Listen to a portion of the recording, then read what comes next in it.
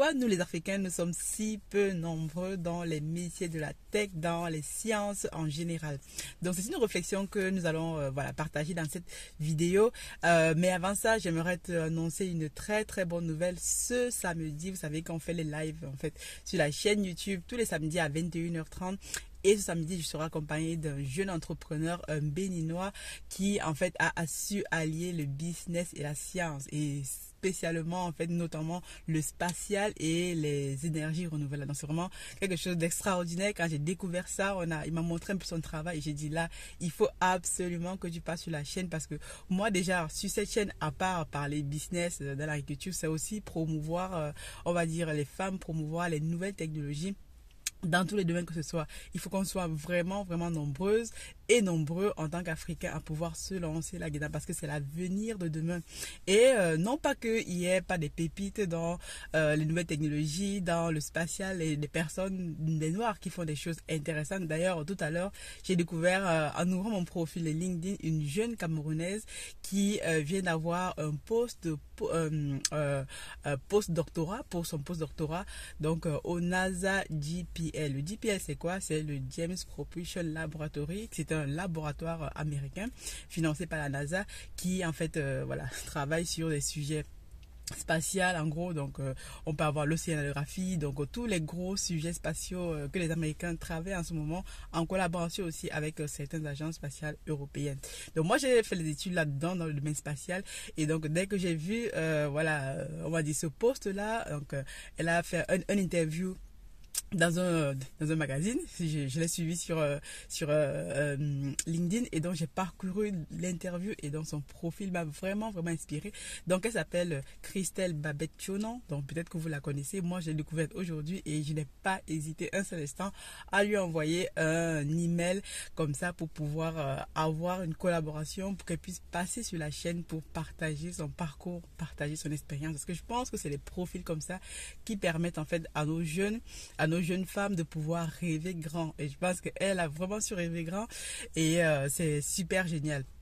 Donc pour revenir donc sur notre réflexion, donc en passant ce samedi, connectez-vous, bipez tous les Béninois, en gros tous les Africains amoureux de technologie, de science, parce qu'ils doivent absolument écouter cette interview et sûrement qu'ils vont être émerveillés par le parcours de ce jeune Africain. Donc comme ça, en gros, déjà, je vous annonce déjà une série de plusieurs lives. On va parler avec beaucoup d'entrepreneurs, en tout cas ceux dont j'ai la chance d'être en contact de business, de technologie et comment est-ce qu'ils font pour générer des revenus avec leur technologie et ce qu'ils font. Donc, au fur et à mesure, je vais en faire passer certains sur la chaîne. Si vous en connaissez d'autres que je n'ai pas pensé, n'hésitez pas à me les mettre en commentaire et je rentrerai en contact avec eux pour des possibilités de collaboration. Le but pour moi, c'est d'inspirer un maximum de personnes. D'ailleurs, le mouvement Black Women in Tech, c'est en fait on va dire la prolongation de tout ça. C'est-à-dire que si on crée une plateforme qui va pouvoir sur laquelle les jeunes Africains, les jeunes femmes surtout, peuvent venir se retrouver, peuvent avoir du soutien, du mentorat, poser des questions sur leur avenir, sur l'orientation de leur carrière, de leurs études et peut-être avoir des points de contact comme ça dans chaque pays en Afrique pour pouvoir représenter le mouvement et pouvoir conduire des actions bénévoles qui vont vraiment tout changer. Parce qu'aujourd'hui, pourquoi les Africains sont méprisés partout, vous allez me dire, c'est aussi parce qu'on n'est pas assez nombreux dans la tech, dans les technologies qui changent le monde de demain, par exemple dans les technologie, si on parle de lancement de fusées, si on parle de propulsion, donc tout ce qui est spatial. Donc aujourd'hui, je vais un petit peu m'appesantir sur ce domaine-là, le spatial, qui est un domaine dans lequel moi j'ai fait mes études et que je trouvais vraiment super intéressant. Moi qui viens d'une famille modeste au pays, jamais je n'avais vu une fusée de ma vie ou même on ne parlait jamais d'étoiles ou de planètes chez moi. Mais arrivé en fait à Toulouse, on va dire en Europe, c'est aussi l'environnement et je me suis rendu compte que waouh, il y a vraiment plein de choses à apprendre dans ce domaine. Et moi, j'ai fait mes études, donc le but c'était d'y travailler dedans et ensuite j'oriente ma carrière vers l'informatique parce que je me dis que le domaine informatique, je peux travailler un peu partout et donc j'ai travaillé pour des boîtes comme le Mercator Océan, pour les boîtes comme Airbus dans le domaine spatial ici à Toulouse, quoi. Mais le but pour moi, c'est de dire que lors de mes études, quand même, lorsque je disais à mes camarades que je fais master spatial dans l'astrophysique, et ils me disaient, mais pourquoi tu fais ça? Est-ce que, Agnès, tu penses qu'on aura besoin de de ces technologies, de ces études au pays? On n'a même pas l'eau, on n'a pas de courant. Et moi, je disais, mais voilà, pourquoi pas? Pourquoi pas? Parce que moi, je regarde tous les pays dans le monde aujourd'hui sont dans la course du spatial. Vous voyez, en Europe, la France, déjà, bon, on va prendre l'Union européenne avec l'ESA. L'ESA, c'est l'Agence spatiale européenne. Ici en France, le CNES. Aux États-Unis, vous avez voilà la NASA, tout le monde connaît la NASA. Vous avez les Russes, vous avez les Indiens, vous avez voilà plusieurs pays aujourd'hui qui se lancent dans la course du spatial, les Chinois pour ne pas les oublier. Et nous en Afrique, donc on a quelques pays qui se démarquent aussi, l'Afrique du Sud, l'Égypte.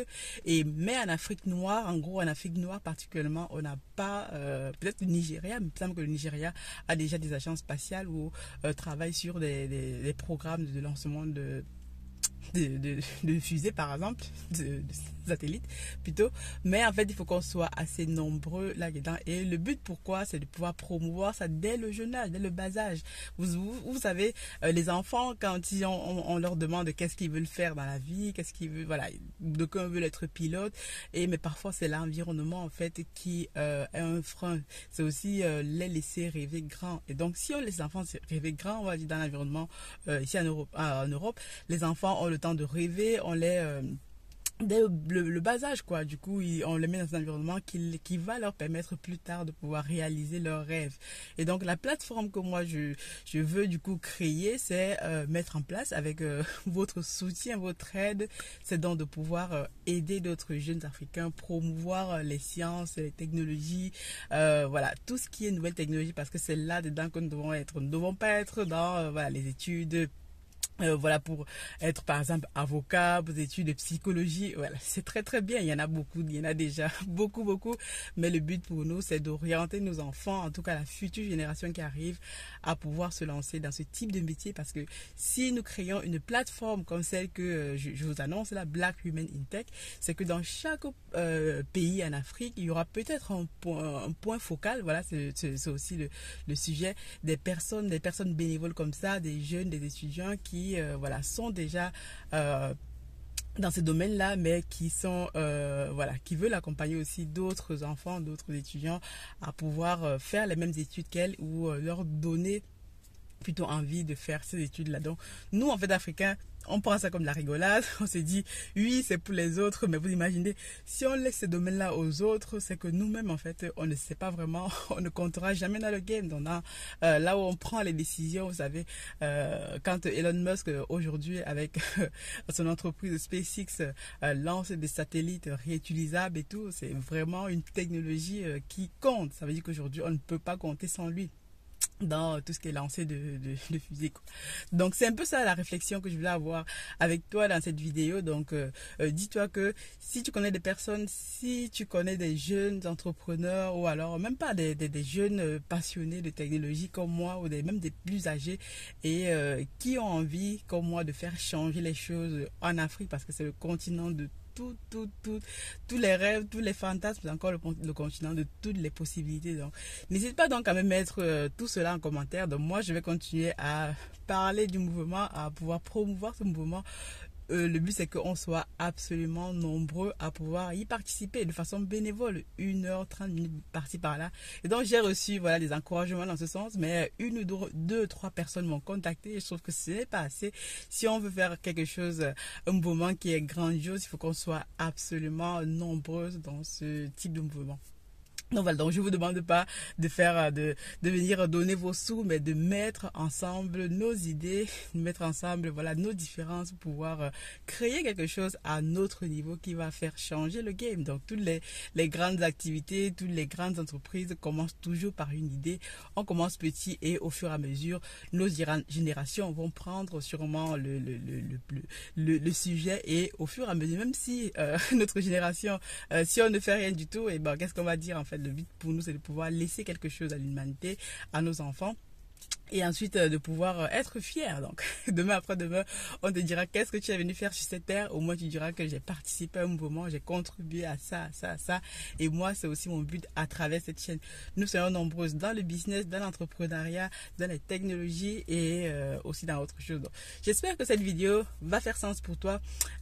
Déjà, reste connecté samedi à 21h30 sur la chaîne parce que voilà, ça va être vraiment du lourd et je pense que tu n'as pas envie de manquer cette interview parce que ça sera trop cool. Je te dis très bonne journée, bye.